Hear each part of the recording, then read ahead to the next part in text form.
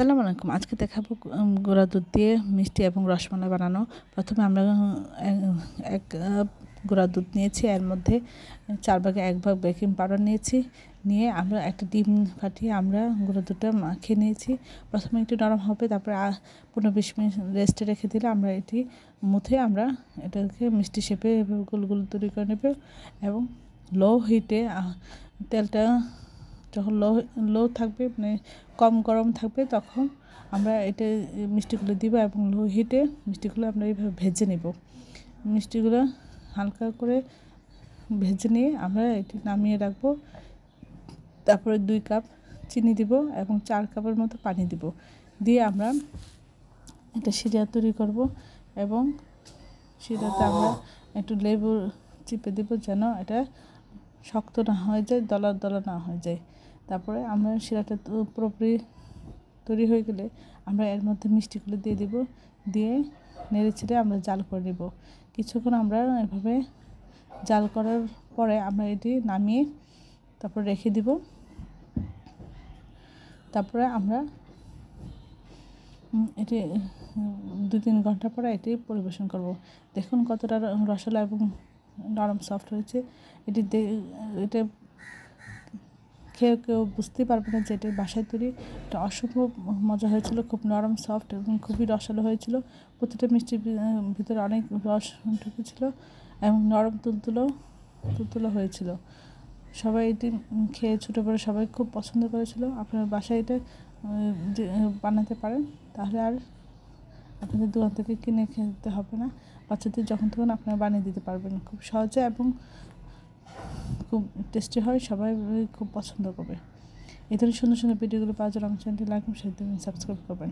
এখন 4 কাপের 1 কাপ গুঁড়া দুধ আমরা নিয়েছি, নিয়ে এর মধ্যে 4 চামচ 4 ভাগের 1 ভাগ বেকিং পাউডার আমরা নিয়েছি, নিয়ে এর মধ্যে আধা চামচ গুঁড়া দুধ দিয়ে এবং একটি ডিম ফাটিয়ে আমরা গুঁড়া দুধটা খুব ভালো করে মাখিয়ে নিয়েছি।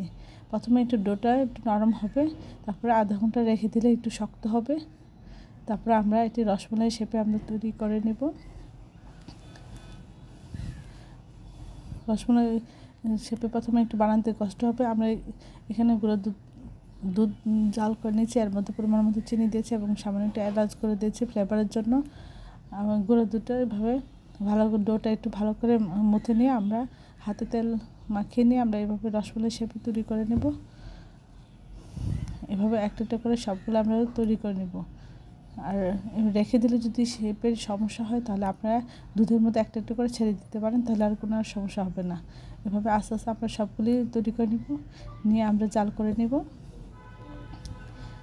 দুধ ফুটে উঠলে আমরা এর মধ্যে দিয়ে লো হিটে আমরা এটি জাল করে সিদ্ধ করে নেব।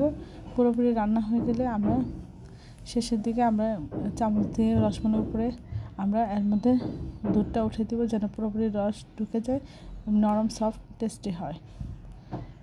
তারপরে আমরা এটি বেশি করে জাল দিয়ে বলক উঠিয়ে আমরা নামিয়ে পরিবেশন করব।